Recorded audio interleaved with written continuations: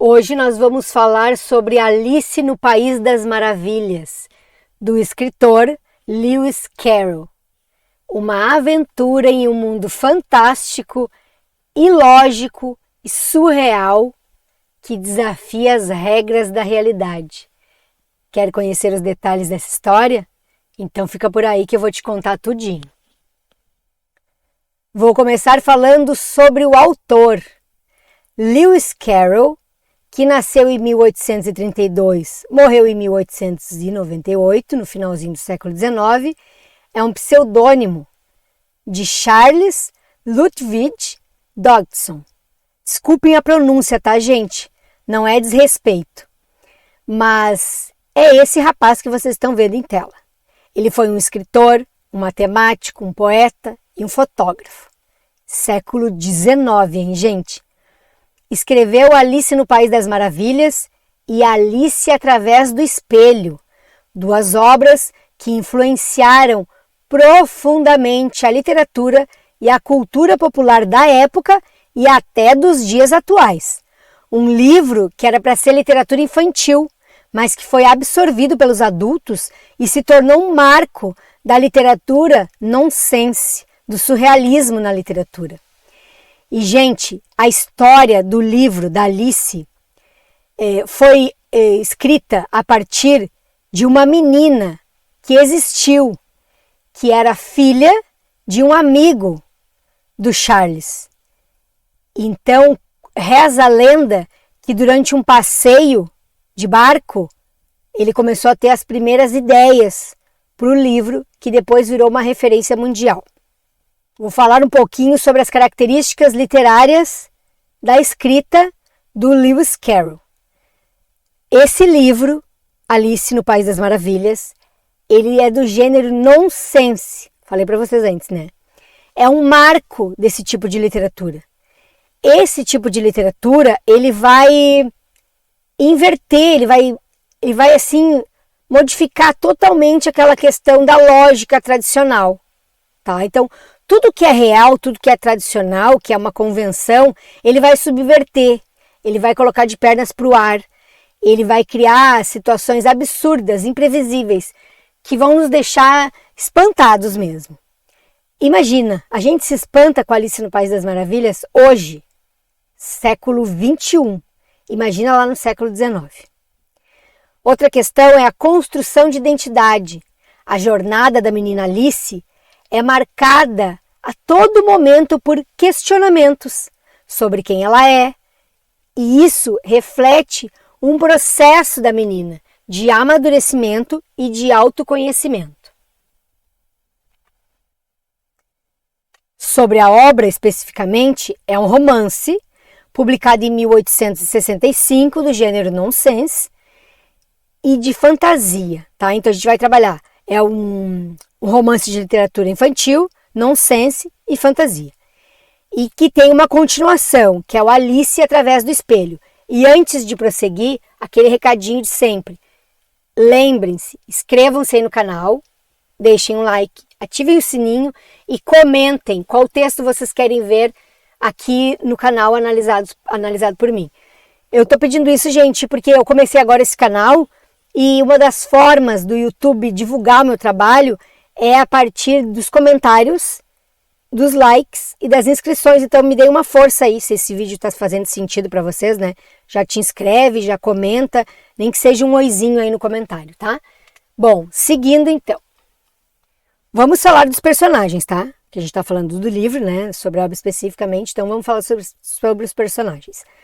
Bom, Alice, a menina, é a protagonista da história.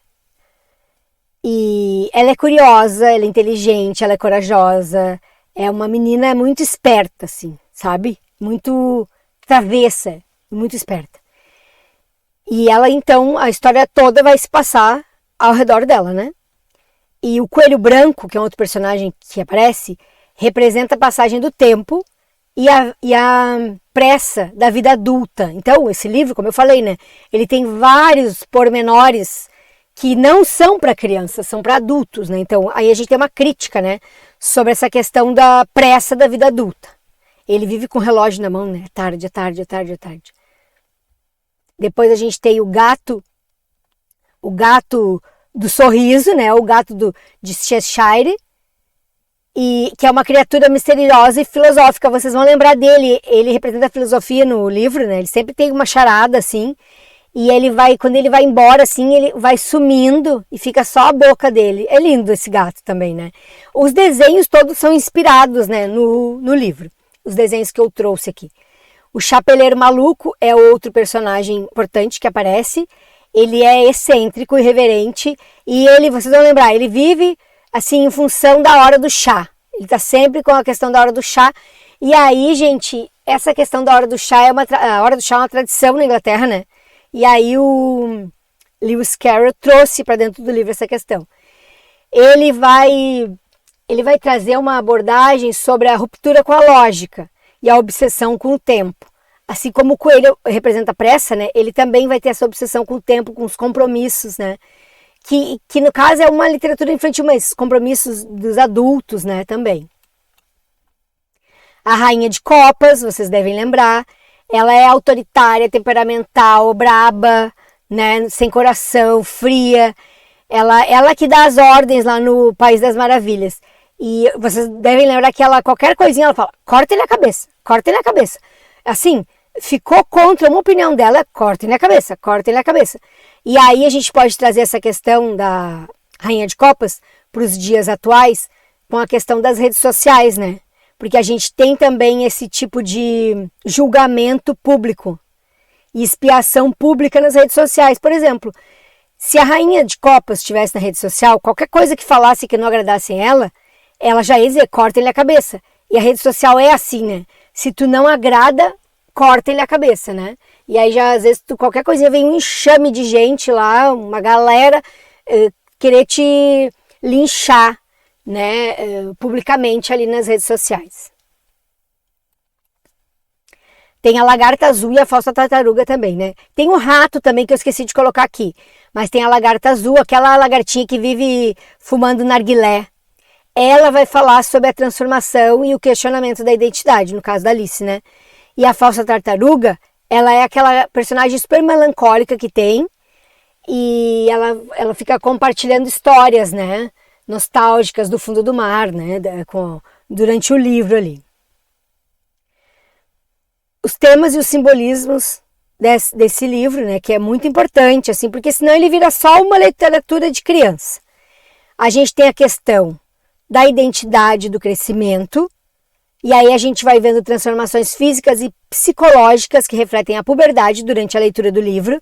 E para quem viu o filme também, a série, tem uma série, né, Alice no País das Maravilhas, lembra de uma parte assim que a Alice ela cresce e depois ela diminui, né? Daí tem essa questão, né, do crescimento e não amadurecimento da mentalidade muitas vezes, né? Então, uma criança que se transforma em adolescente muito rápido, todas essas questões a gente vai ver ali nessa ideia de identidade e crescimento. Tem uma crítica à lógica e à educação, a obra vai subverter as regras e convenções, como eu falei, né? E vai questionar o sistema educacional da época, que era o sistema educacional vitoriano, que era muito, assim, rígido, né? Então não tinha muito espaço para fantasia, para não dizer que não tinha nada de espaço, para fantasia, sabe? E ele vem com essa questão, ele fazendo essa crítica, né?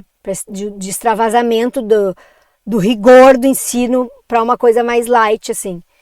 E interessante pensar que ele é muito, muito antes do Salvador Dalí, né? Com o surrealismo, que vai ser uma corrente artística muito forte lá no século XX. A gente tem também a questão do tempo e da rotina sendo trabalhada no livro, eu já comentei, né? O coelho branco, o chapeleiro maluco, simbolismo essa obsessão com o tempo e a rigidez social. A questão do chá, né? Aquele compromisso rígido dos adultos, né? E a questão da liberdade de imaginação. O País das Maravilhas vai representar a infância como um espaço de criatividade e descoberta. Então todas essas questões aparecem no livro, né? E são muito importantes, porque esse livro é muito cobrado em vestibulares, e aí a gente tem que estar ligado nessas situações. A gente tem que saber um pouco de cada coisa, né? Tem que saber um pouco do autor, tem que saber um pouco desses temas e simbolismos, dos personagens também, porque também não adianta ir lá sem saber quem é quem, né? E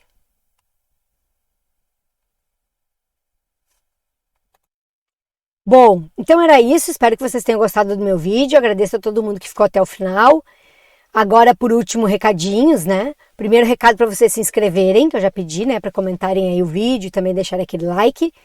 E segundo, mas não menos importante, avisar então as pessoas que estão estudando para o vestibular que eu dou aula de literatura para vestibular e também dou aula de redação. Tanto a aula de redação quanto correção de redação, porque às vezes a pessoa só precisa de uma ajuda pouca de correção. E aí eu faço esses atendimentos, são bem personalizados. Quem tiver interesse em saber como é que funciona meus planos de estudo, me chama lá no meu Instagram, que é o @proficátia, tá? Tchau, tchau e até a próxima!